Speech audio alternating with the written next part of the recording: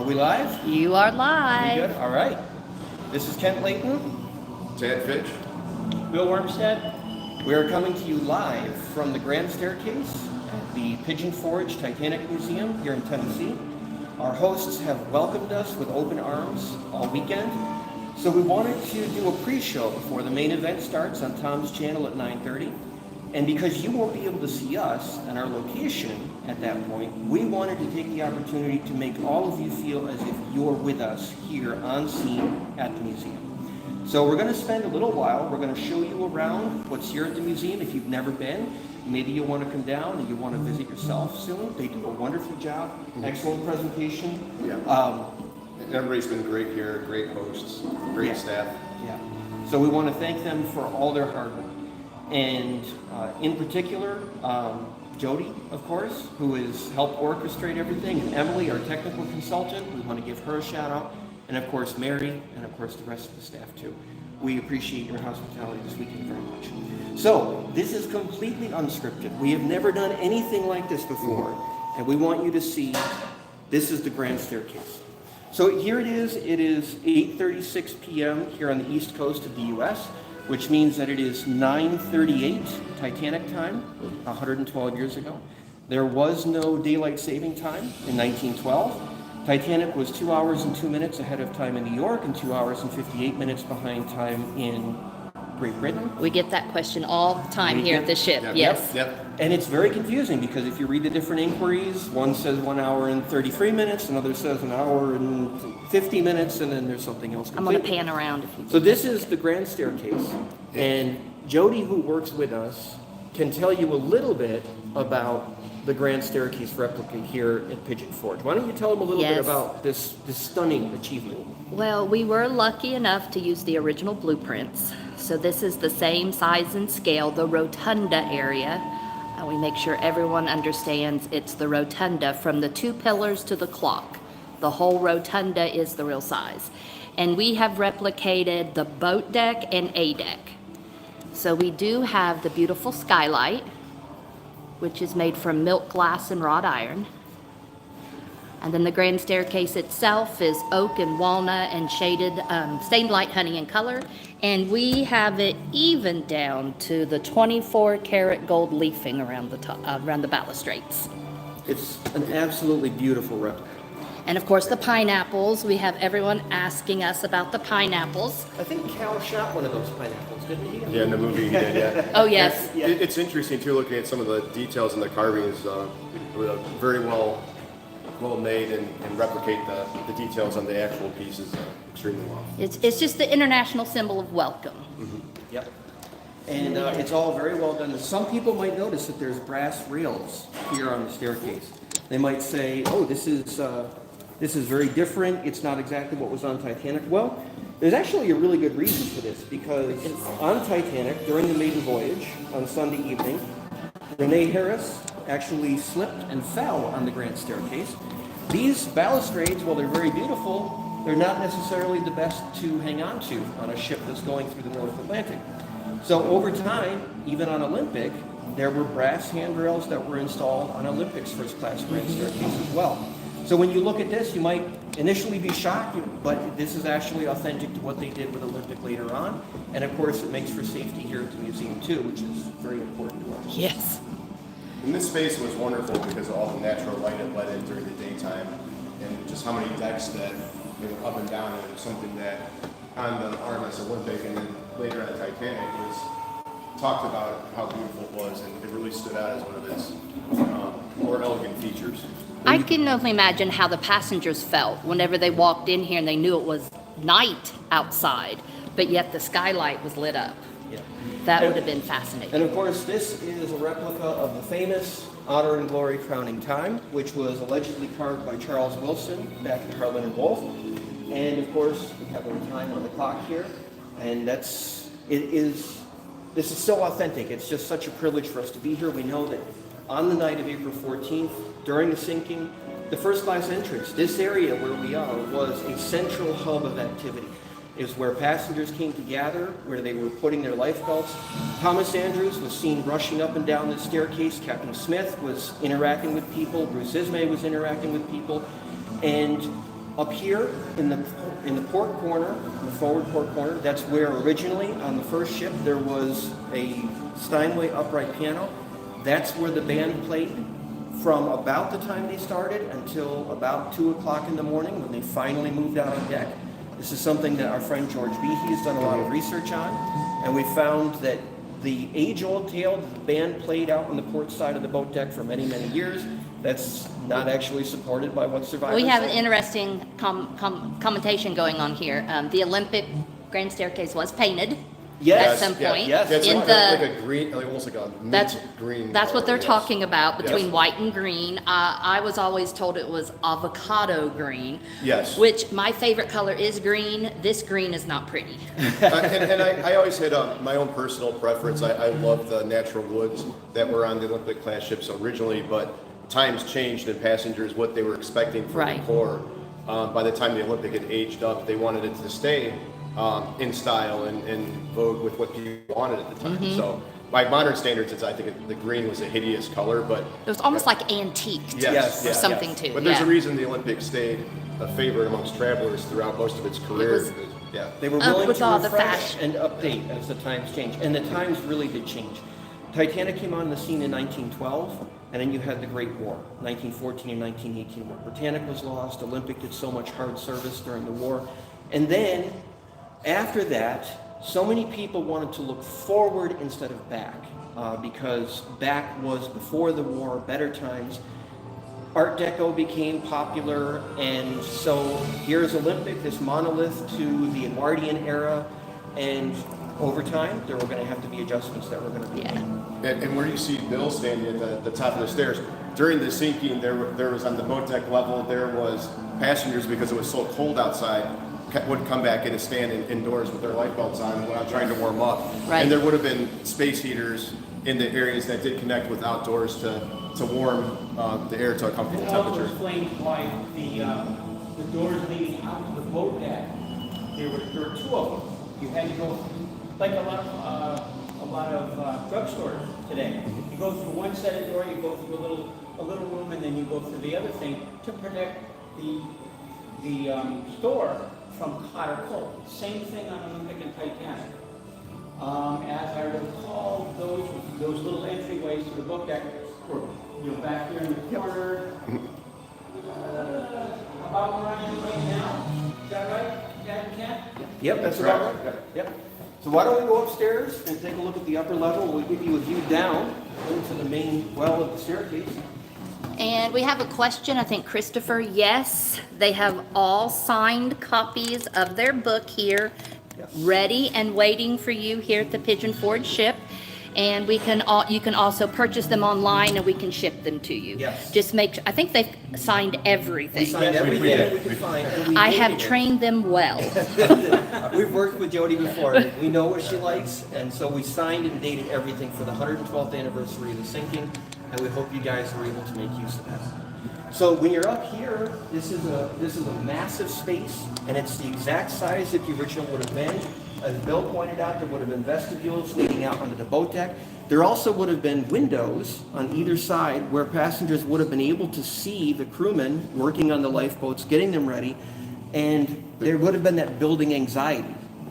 There's something that, like, as the sinking progresses, actually in these spaces, you would have been able to view down multiple decks down to lower sections of the ship, and as the flooding progressed, they could actually see the water down in the lower decks, which you can imagine. You could see all the way down to E deck. We're on A deck right now. Yeah.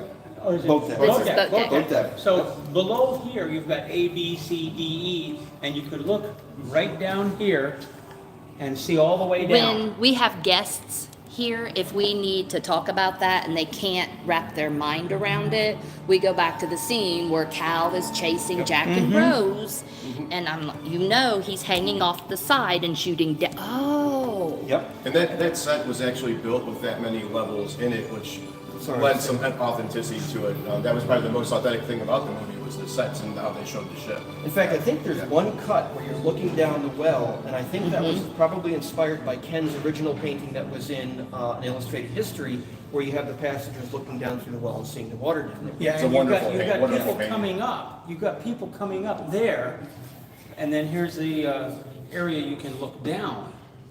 And Ken showed it at least several levels down. Yeah. Yeah, that was one of the more effective paintings as far as with people, and it always stuck with me, that one. Very effective. Very scary. Interesting question. Would people have been able to see the skylight cave in, or would it have been already completely flooded? I don't think this was flooded first, was it? No, but as the ship is tipping farther and farther forward, the water is starting to come up like this.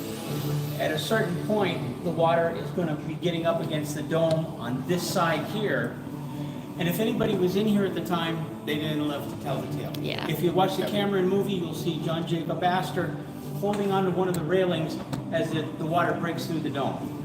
And there would have been a weather cover over this dome, which to protect it in rough seas and that. So it certainly did break in at some point, but there's a question about how deep and how much a flooded interior would have been at that point. Yeah. The other interesting thing that happened from filming that scene in the Cameron movie, we're told, is that the staircase that they built as a set actually broke loose as they were filming, and the water came up underneath the metal frame, because the staircase is made of wood, resting on gravity on a metal frame, and it really harmonizes with what we see in the wreck today, is that most of the weather cover and the dome, they're all gone, and even the frames, the metal frame that the staircase rested on, is all gone right down to, I believe, D-deck? Yes. Yeah, very, Yes. very low, yeah. So there's... And the thought right now is that the staircase came up through the top.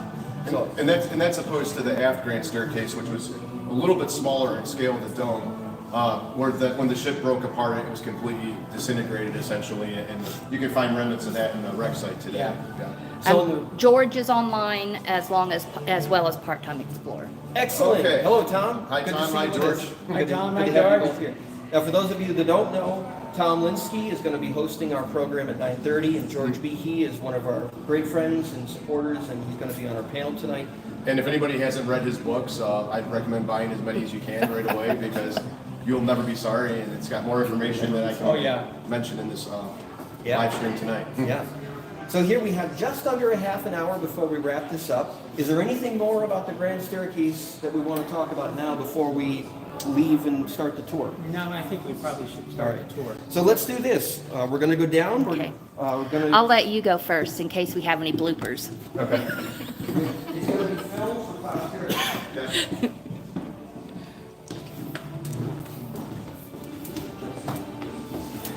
And just to let you know, here at the museums, we do weddings here at the Grand Staircase, and vow renewals and proposals. And so far, all of our proposals have said yes. So we're doing good. All right. So now at this point, let's begin the tour the way you will when you're actually here. We are at the Pigeon Forge Museum in Pigeon Forge, Tennessee. We do have one in Branson, Missouri. This is our lobby. And of course, you start out with a beautiful Ken Marshall. Now, correct me if I'm wrong, but didn't Ken actually come to the museum on site when you were first getting set up? He had to approve everywhere we put his paintings, and he has been here a couple times for Titanic Historical Society. It's the first and last time I ever met Ed Kumada. Yes. He was here. And I believe this painting is one of the ones that is fairly well mimicked in the movie, for obvious reasons. It's a Right. wonderful piece. And he told me Yeah. he's only had 3 art lessons in his life. Unbelievable. It's amazing. I know, I'm looking at him going, okay. The convention where Ken and Ed were here I remember, was 2013. It was the 50th Yes, anniversary yes, of the yes. Titanic Historical Society. So we're going to take you into the first gallery here. We have another one of Ken's paintings inside the Ship of Dreams. This is a beautiful cutaway of the ship at sea, and it really shows the different areas of the ship. If you look here on the painting, you'll see this is where we just were, on the grand staircase between the boat deck and A deck, and it's actually where we're going to be doing our broadcast from. Is the table that you might have seen as we were coming down the stairs, which is down here. So this is a beautiful painting. Here we have an original chair. And I believe this is on loan from Titanic Historical Yes. Society and Karen and Ed Commuta. Yes. This was, I believe it was recovered from the scene. Was this the one picked up by the Miniac? That, I'm not sure. But it was recovered from the scene of the disaster. Yes, And it's from the covered promenade deck. it's actually the real thing. Yes. So when you see this, this is something that actually, Yes, our artifacts were either found floating in the ocean, came off victims' bodies, carried off by survivors, or mailed off the ship. I think the multi-level model that's on display here is very impressive Yeah. too, because the amount of detail that it was constructed with is very impressive.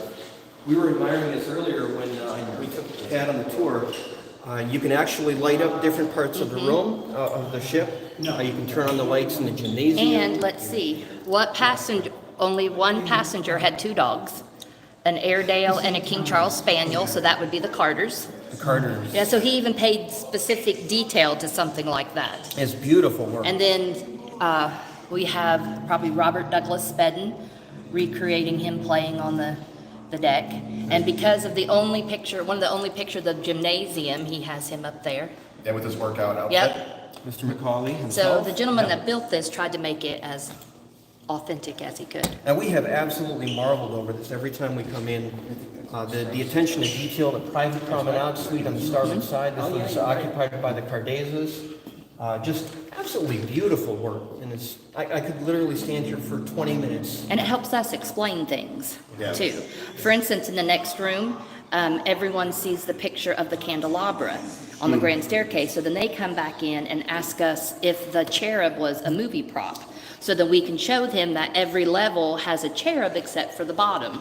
So, I mean, we just can take them right back in here and show them. It's so interesting. It helps, it really Yeah, helps. I'm a visual learner, Yeah. so.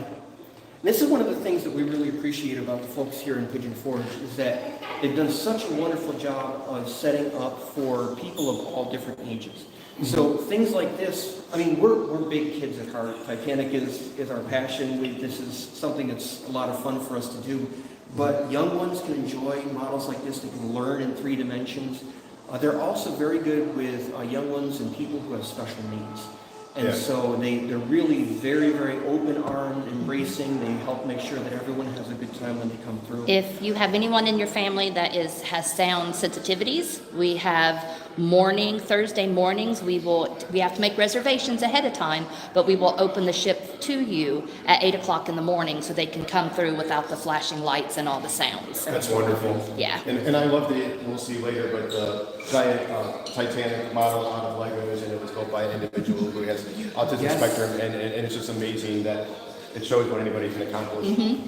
This chart really shows the entire 3,500-mile trip thereabouts that Titanic was on, starting in Southampton, going down to Cherbourg, France on the evening of the 10th, and then up to Queenstown on the 11th, and then her transatlantic trip down to where she struck the iceberg.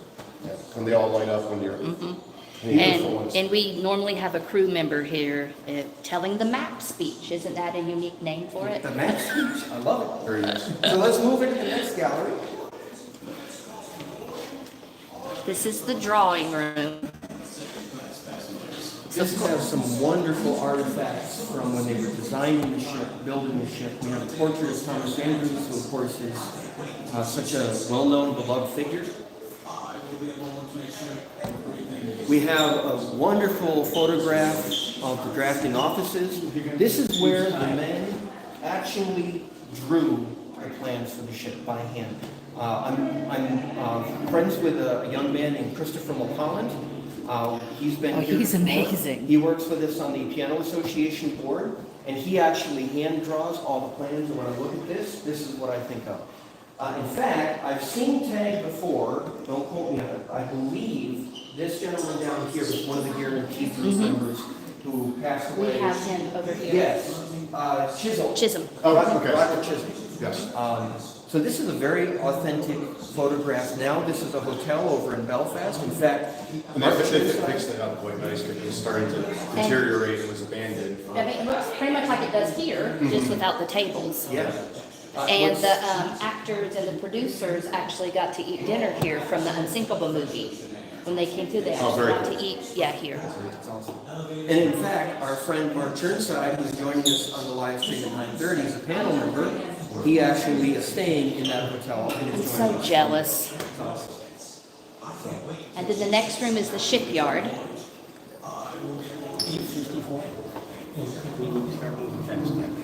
This is really where the rubber met the road, as the saying goes. You can see large-scale reproductions and photographs of these individuals building the ships. And authentic tickets from the Turkish bath on the ship, which are extremely rare. Very rare. They were signed by Henry Blank, and this is an authentic Titanic artifact that you can see when you come through. What I do love about the museum here is they keep the exhibits fresh, they keep things moving, so you might come to see one specific thing and find that it's been replaced by something else, but by and large, a lot of the material stays the same.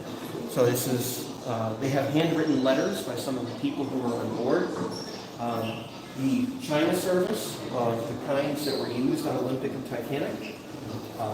Photos of Madeline Astor and her husband JJ. Of course. And I think that the next room, there's something that I think maybe we should mention Yeah, specifically. let's make sure we have an opportunity to do that. And here at our museum and in Branson, we are honoring the children on board the Titanic. So we did get 6 new artifacts here in Pigeon Forge.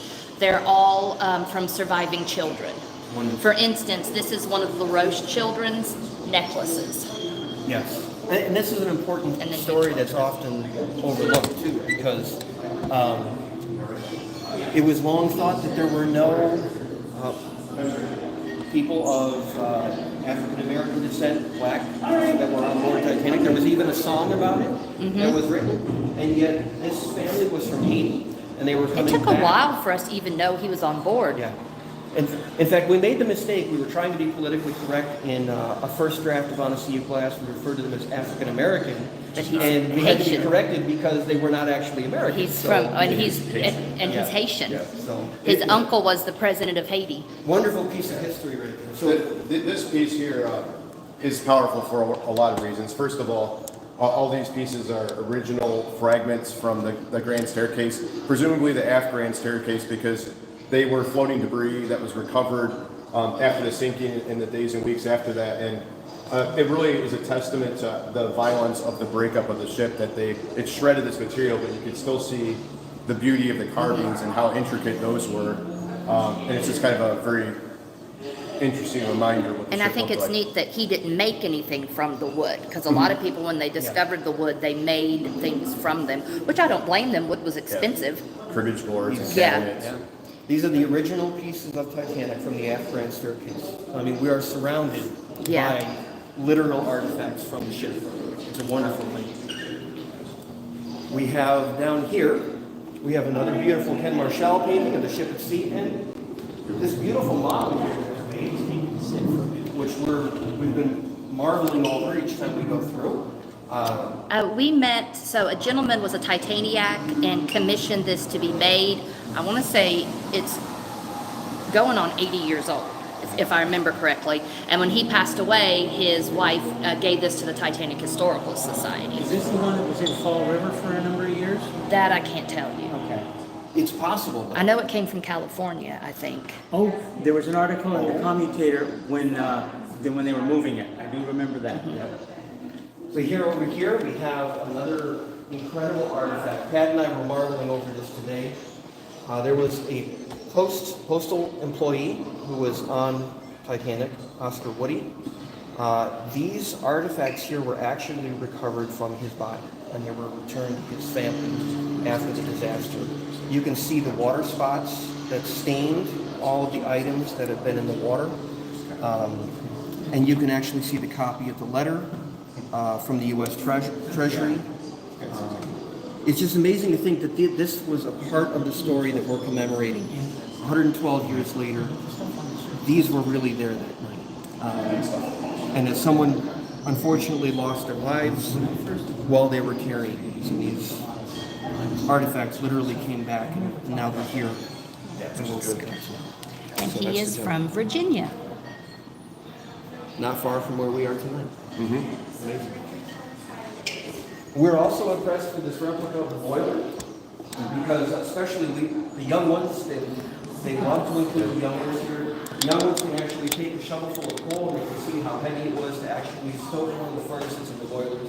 Very, very nice things for them to be able to experience. And it gives you a sense of the scale, just the amount that they show. And this is just one boiler. One boiler. And there was 29 of these. Yeah, so very impressive.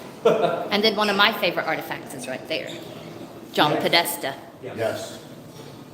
The actual telegram that he sent home to his wife, letting her know that he was safe. He only had enough money for a four-letter word, so the only word he could think of was safe.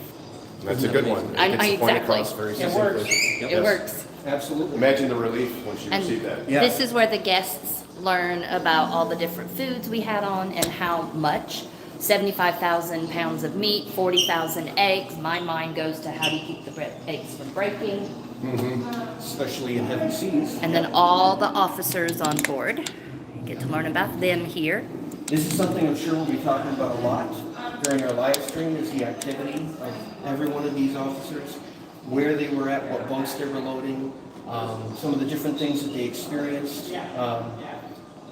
Amazingly, Sixth Officer Moody, the most junior and the senior officers, did not survive.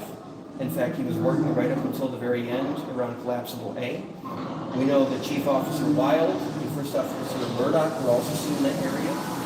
And we also know the fate of Captain Smith, and you'll actually see that in our live stream animation later. Captain Smith and Thomas Andrews went over the side of the bridge together. An incredible find that we had when we were working on the sea lives. So let's move on to the next area. I absolutely love this gallery here. This is populated with actual photographs of Titanic that were taken by Francis Brown, who is a Jesuit candidate for the Jesuit priesthood. And he took the actual photos that you're looking at here, real, authentic pictures of Titanic, which are so rare, so precious. And the really remarkable thing about a lot of his pictures, when you look at them, is the quality and resolution and crispness of them is very impressive. And these are things that if we didn't have these pictures, we would have no record of what Titanic actually was like. And these pictures were not found till 1985. It's an absolute treasure trove of information. And they were all taken with a camera similar to this.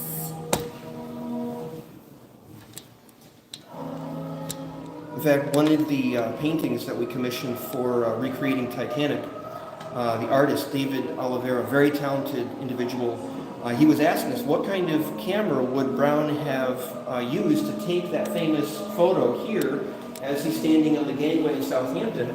We wanted to show him taking the photograph, but what camera? So we actually had to do the research Oh, and show wow. him what kind of camera. Yeah, we asked him to duplicate that picture, but several feet back, so See- Father Brown is in the picture. Oh, well, Yeah, and you can actually see Father Brown taking the picture. And David Oliveira, like I recommend people looking up his work online. He's a fantastic artist.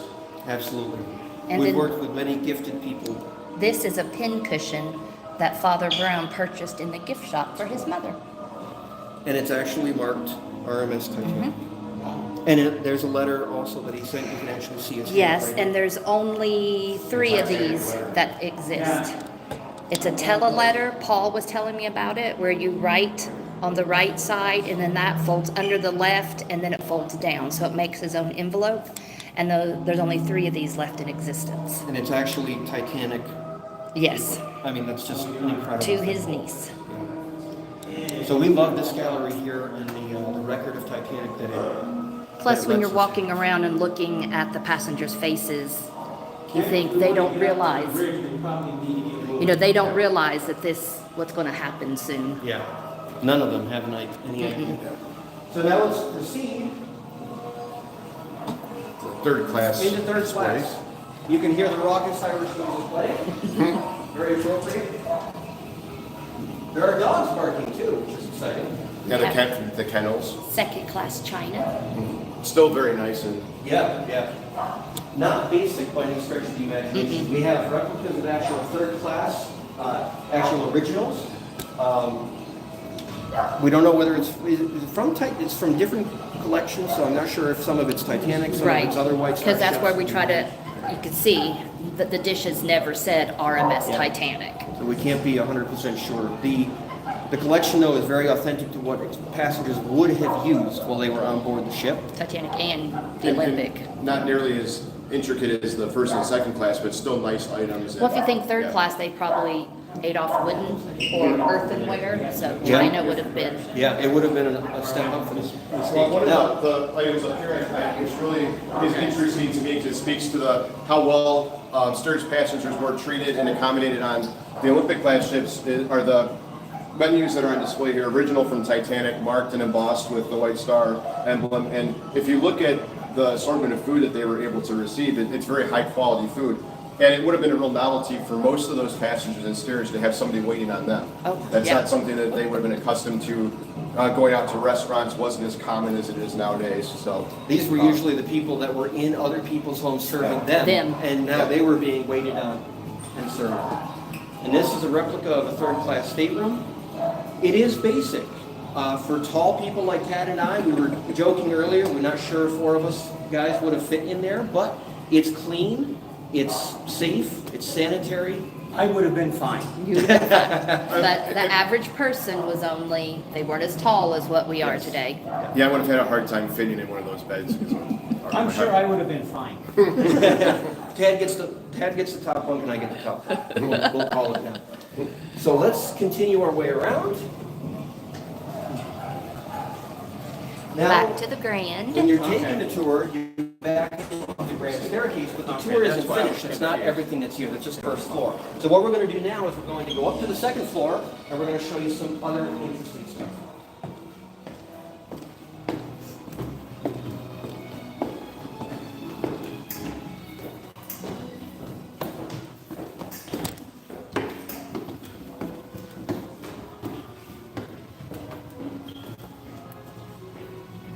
Now here we come into a replica of a first class. This one is, each one was decorated differently. They had certain styles that did repeat, and then they had individual ones that had a specific style. And this one's Regency. This is, yeah, the Regency sitting.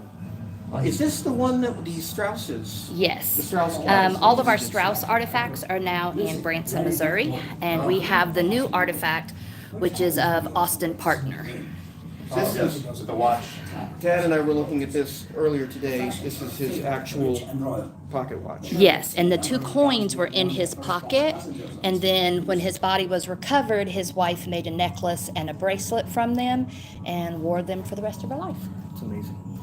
And when I was here in October, this same case held a pocket watch from John Jacob Astor, which it was recovered from his body. And that was very emotional for me to actually see that. I've seen it in books, but to actually be there next to the watch, it was actually smaller than I expected it to be. So, And cufflinks, we had and I think the cufflinks too. So this is the first class stateroom replica. Beautiful. And then there's a piece which I missed on my first pass to the museum, which is Richard Norris Williams' tennis racket. He was a championship tennis player. I'm very, very gifted with that. So I Of didn't course, even notice that everybody the first time knows through. everybody knows the story of R. Norris Williams and his father, who unfortunately his father was killed by the falling funnel on the starboard side of the ship in the last minutes, and that's his. Went on to win a gold medal in the Olympics. 12 years after the sinking, I believe. 1924, yes. 1924, so 12 years, yeah. So now we're going to go through the first class corridor. And we are keeping our. Yep, don't be fooled by the mirror. So when I have guests in here, I just tell them to watch the lights, and then they can see how it makes it look like a long hallway. Yeah. What's amazing is we've been working so much on Lusitania and rebuilding Lusitania digitally over the past few years. And you get into those long corridors, and you actually can see the sheer of the ship, Yeah. Yeah. And this is one of the most significant pieces I feel in the collection. It's extremely rare to have any life belt from any survivor. There's not a lot of them that were preserved and can be traced back authentically to that. But this is Madeline Astor's Yes. life jacket. And of course, everybody knows about the Astor family, and if you don't know about Titanic, the majority of people have at least heard of them. You know the famous story of Astor and his wife in the gymnasium in the early part of the sinking. they had spare life belts from, their cabin, and there he is calmly opening one up to show her the cork inside to, Which you can see from the holes. Not that this is the one he cut open, but from over the years, it is just worn open Threadbare. itself, yeah. yeah. This actual piece, it was removed by a doctor on the Carpathia.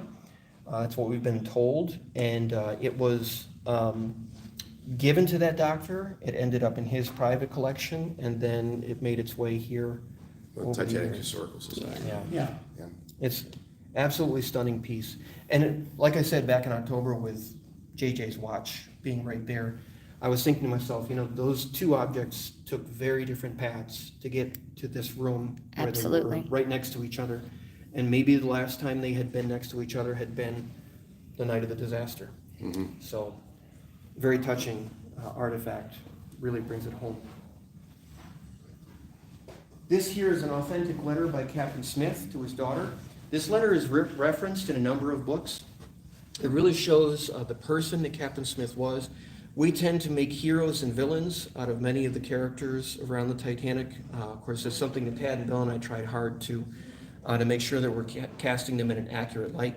But this is a beautiful letter from him to his daughter while he was serving on board the Baltic in 1906.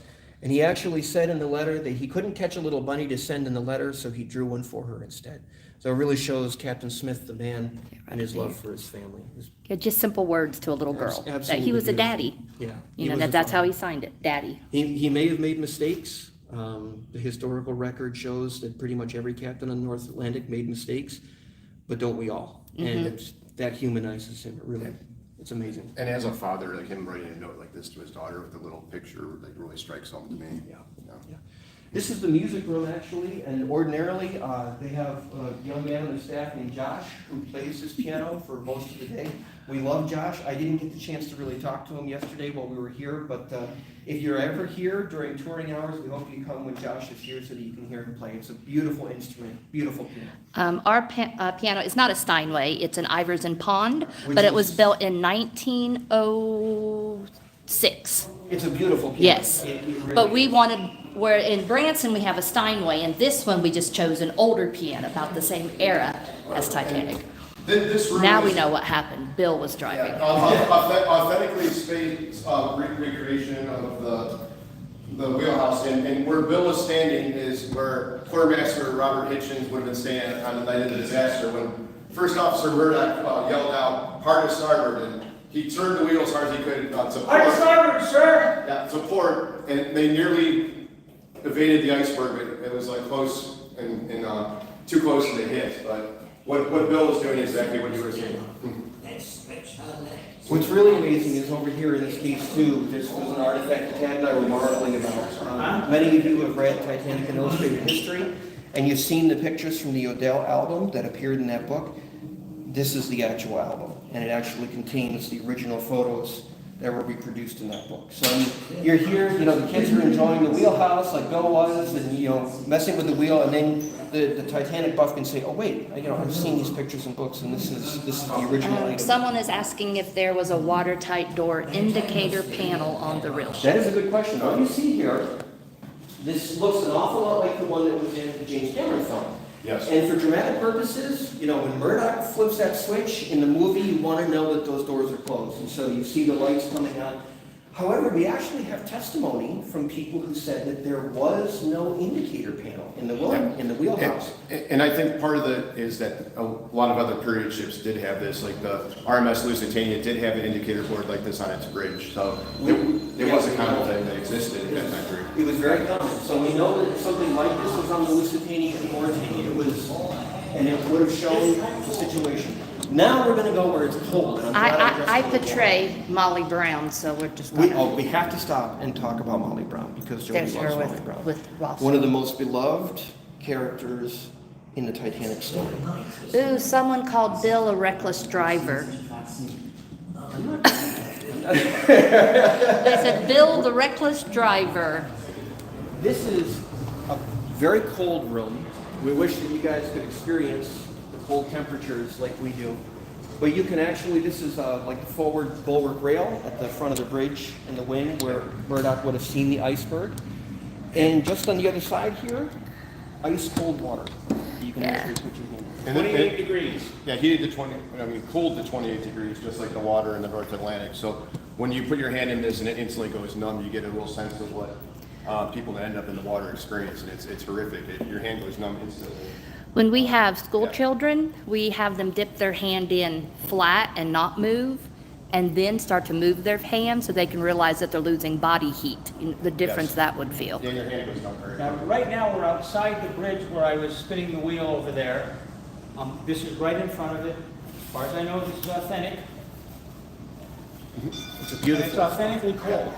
Authentically. Yeah, it really gives you that sense of what people went through and by experiencing it.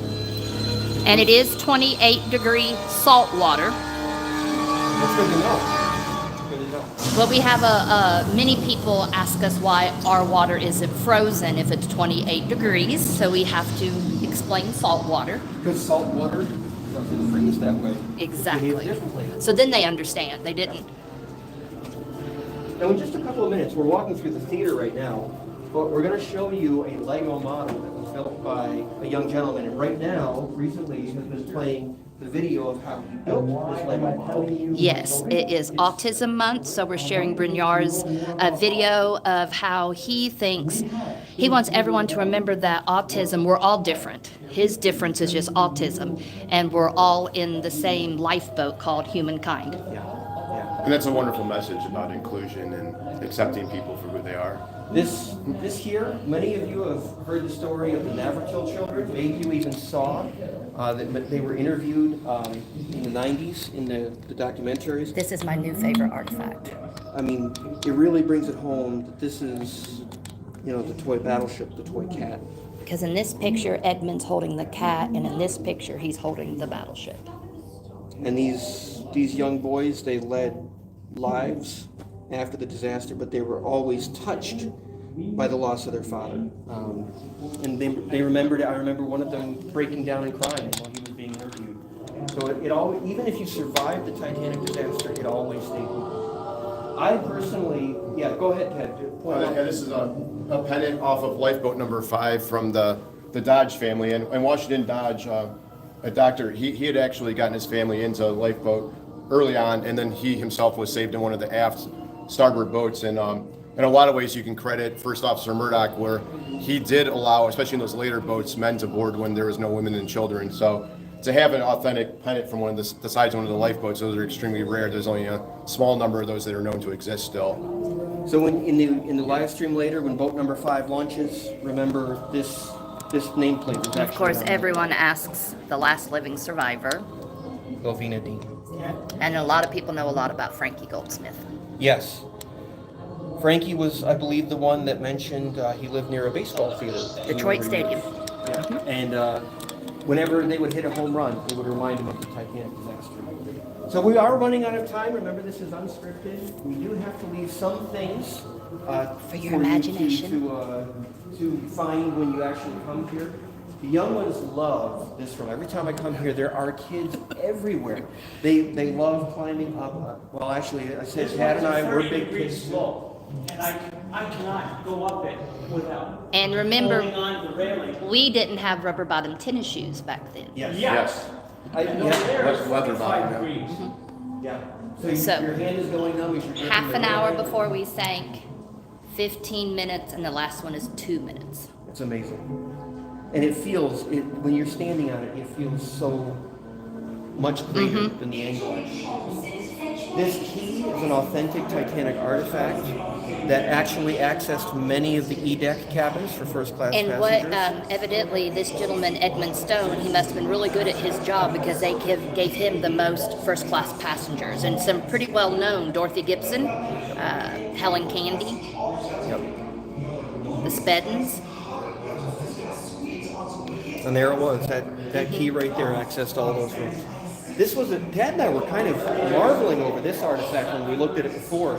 It's a trunk that actually was found at the wreck site that was recovered. And we don't know whose it was. We don't know how it came to be in the ocean. I can only imagine that it was part of the breakup and everything that happened with that. But And purse handles were found. And yeah. Well, sorry for that seasick voyage. We went ahead and put a purse on it just so guests would understand the concept, like what the purse would have looked like. it's like original. And there was a shirt found. I believe the shirt's in Branson right now. Yes. A little girl's shirt about 8 to 9 years old. And then if guests are here, you can try and miss the iceberg. We have a little video game that we call it Titanic. Wonderful. And I can see that being very engaging. For It young is ones. even just to crawl through the porthole. Yeah. I love that the museum caters to the whole age range, all abilities, all backgrounds. It's very nice. We still got at least a couple more minutes to go. As Tad and Bill and I, we all get older, the younger generation of Titanic enthusiasts, that's going to be the future of Titanic research. So we love getting them involved. Yeah. And then the memorial room. And it's been so encouraging to see a museum that is actually using the correct number of victims and survivors and really pays attention to that level of detail. That's something that impressed me right away. And for the record, there were 2,208 people on board the ship when she left Queenstown, and 1,496 of them perished, and 712 And then survived. this one is listed anyone that had booked a room. So Father Brown is on here, the Odells. Who all got off in However, they're Southampton? not counted.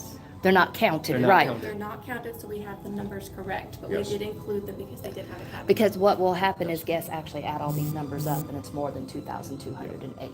And that makes sense though, because they did get to experience something with Right, the ship during that. and we want Yeah. to have them as boarding passes. Yes. And if we want them to look up their fate, this is third class. This is what gets everyone.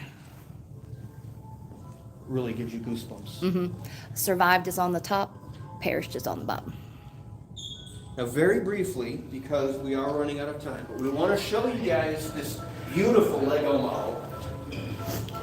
Brynjar built it when he was 10 years old. 56,000 Legos, 120 tubes of crazy glue, and it only took him 11 months.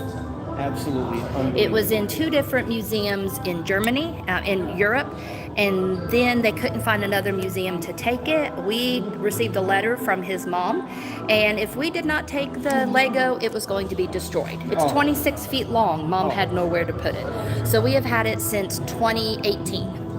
Is permanently here. Brynjar has been here twice, and we take him to the schools to talk about autism. Absolutely wonderful. Wonderful work. So why don't we head back out this way? We'll leave some of this for when you come to visit Pigeon Forge. Another great Ken Marshall. Yep. Yes. This is a fantasy piece. If it had reached Made New York. New York. Amazing. And here we are. We are back on the Grand Staircase. Now, the floor has been freshly mopped, so hopefully we do not slip like the Sunday event of note. So, everyone, we're going to end the broadcast right where we started it, back down here by Honor and Glory. We would like everyone to join us on Tom's channel, which is Part-Time Explorer. I know the waiting room was already opened earlier this afternoon. Our panel is converging as we speak. Our technology is being set up. That's where we have to go next. So we hope you really enjoyed this little tour of the museum. We hope you come visit the museum yourself because they are so welcoming, so hospitable, and they really know Titanic, and they do their best to tell the story. And you'll learn a lot by coming here. And we'd love to have you. Just make reservations. We've been selling out 2 to 3 days in advance, especially this week of all weeks. So make reservations. We'd love to have you. Okay, so thank you very much. There might be a minute here as we end we'll end with a view of Honor and Glory. How's that sound? Thank you, everyone.